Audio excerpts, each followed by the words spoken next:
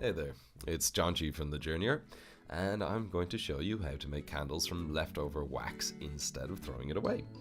So here's everything we need. You don't really need to buy anything specifically for this except for the wick, which I picked up for a few quid in a craft shop. Everything else was just stuff lying around. So let's make some use out of it again. Most of what you need is in the picture. We have leftover wax, such as this one, which was left too close to the fire and melted. A container for the candles. I'm using glasses that were going to be recycled. Wick, scissors, sellotape, string to hold the wick in place, an old saucepan to melt the wax, a larger saucepan with a little water to put the old saucepan in and melt the wax, an old nightlight to get the glue and metal wick base, pointy object. I have an old corn in the cob skewer here. You can use an old fork as well. Spices or essential oils if you like, but not necessary. And pliers. First things first, get the night light and take out the metal wick base. Get your pointy object and push through the bottom, creating a hole like in the picture. Keep the glue at the bottom as well, as this will stick the metal wick base to your container. When this is done, push the wick through the hole and then squeeze the little piece at the bottom tight with the pliers. Now place the wick and metal wick base to the center of your container and push down.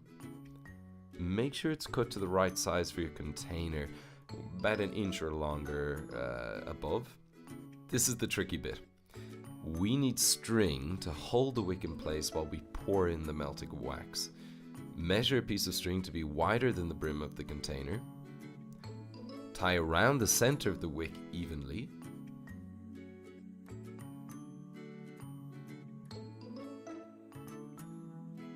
Slide the string down so it is roughly at the exact height of the container. And here you can see my clumsy fingers pull the wick base off. It can happen.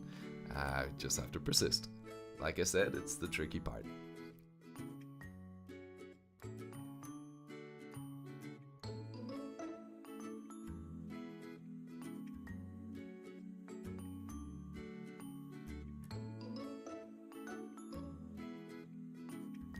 Finally, sellotape each side of the string to the container.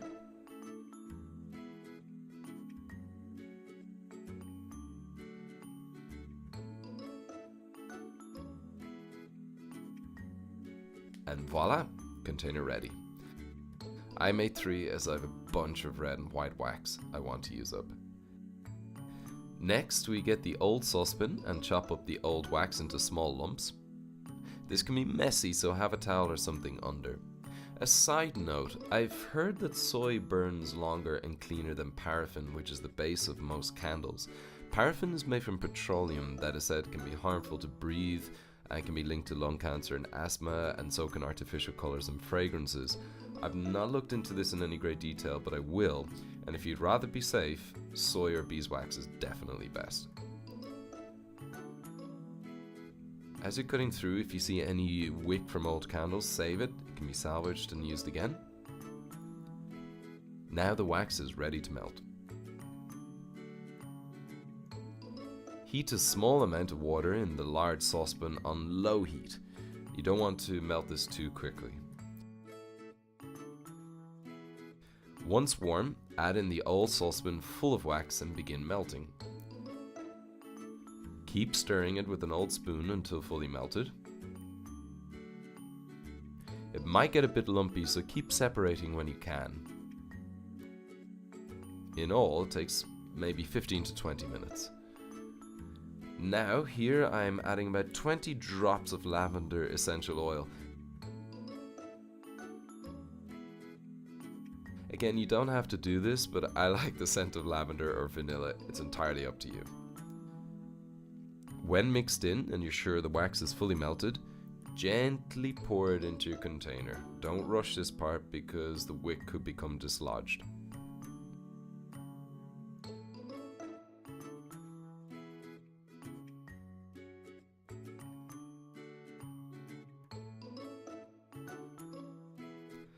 And as you can see here, I could have done with a little bit more wax. few more drops of lavender for luck.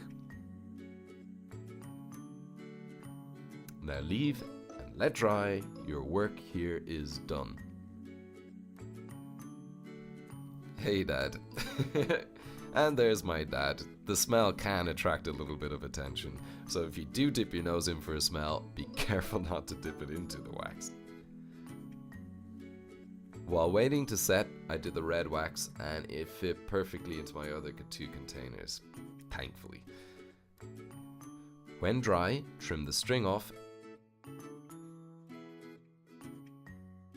and the wick, and done. Voila!